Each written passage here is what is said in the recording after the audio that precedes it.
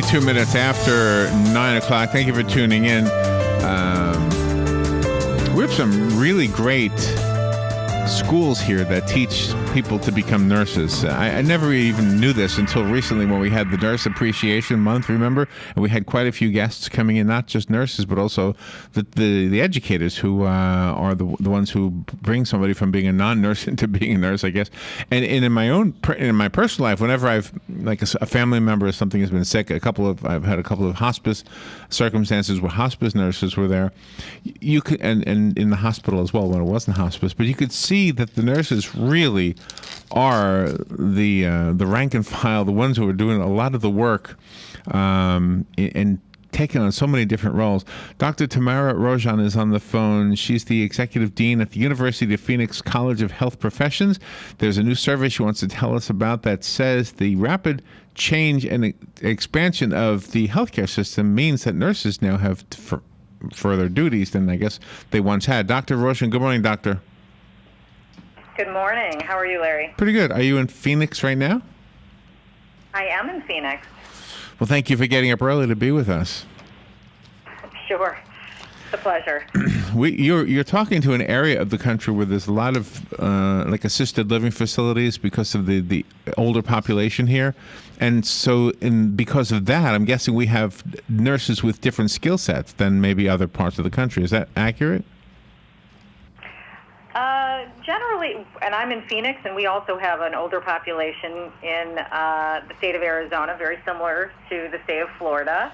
I'm not sure that it differs dramatically in either of our states than it is across the country. Generally speaking, we've got nurses in a lot of settings, including those long-term care facilities. Oh, okay. So the training that a nurse would get would be applicable, I guess, for any age group.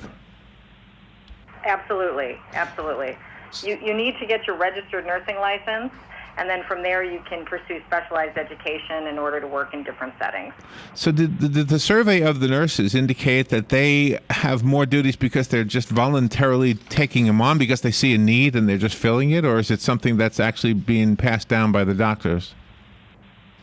Well, I wouldn't say it's being passed down by the doctors, but I would say there are some trends and forces out there that are expanding the role of nursing.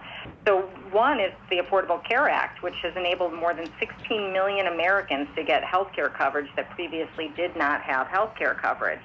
So somebody's got to provide that care to those 16 million Americans. We've also got the baby boomer population. We've got 44 million baby boomers, 65 years of age and older, and they're demanding more and different care than they needed even 10, 20 years ago. We're also seeing a huge shift towards retail healthcare clinics. I imagine that you, Larry, may have already visited a retail health location yourself.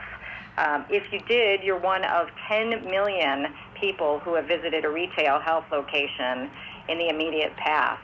And guess who's working at the retail healthcare clinic? I guess it's the nurses. What is a retail health location? What is that? Well, we call it convenient care clinics, and generally those are those healthcare providers that are located in supermarkets, drugstores. Oh, okay. I don't know if I've been to one. I'm not sure. I'm not so sure. Really? Well, yeah. You're not among the 10 million then. Has the nursing profession expanded? Because now it seems there are nurses and nurse practitioners and then the doctors. So are the nurses stepping up to become nurse practitioners?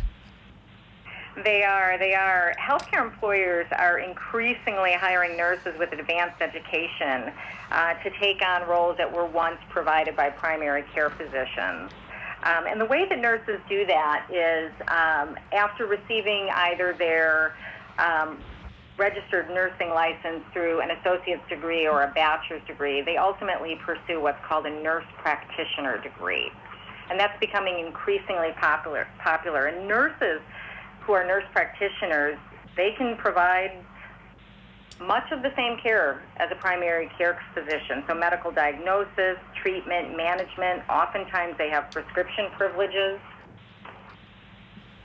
And some of the home health care nurses also, the ones who literally travel from home to home, even though they work for an agency, but the primary bulk of their work is in somebody's private home. Right, right. That's a great point. People tend to think that nurses work almost solely in hospitals at the bedside, but the fact is they take on a variety of roles, including, yes, hospice, in-home care. We've mentioned the retail clinics, long-term care facilities. They're also working with providers, insurance companies, in doctors' offices. The list goes on. It's an exciting and interesting profession that affords a lot of different opportunities and a lot of different ways to practice. What kind of issues did the nurses respond to on the survey? Well, it was a survey of general consumers. So we asked about really what were the perceptions of the general public regarding nurses. And as you might imagine, there's really an overwhelmingly positive view of nurses and of the profession. But at the same time, we do know that 9 in 10 feel that nurses are underappreciated for the role that they're playing in providing care. And does it give any indication that the schools are going to have more nurses, or do people who want to make a decision about where they're going in their careers look at this as a good sign? In other words, nursing is a good career field to enter into. It absolutely is a wonderful profession to enter into, and the U.S. Department of Health and Human Services anticipates that we will need 952,000 more nurses by 2025. That's an astounding number, right? And it does not even take into account things like retirement. So there's going to be a lot of opportunities opening up for nurses. In Florida, 54,000 nurses will be needed in 2025 in order to fill the demand that's anticipated by the U.S. Department of Health and Human Services. Lots of opportunities. We've got such a short interview time with you, so I want to make sure the listeners can ask more questions by going online to our website. Do you have a website you can recommend? Yeah, absolutely. You can go to www.phoenix.edu, and you can click on the College of Health Professions. And is it could somebody here in Florida be taking classes online or something?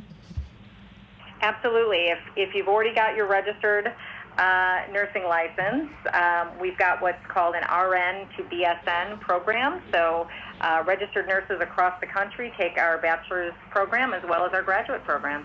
All right, that sounds pretty simple. Phoenix.edu is the website. Dr. Tamara Rozhon, thank you for being on the air with us today. Thank you. Good stuff. We'll take a little break. We'll be right back.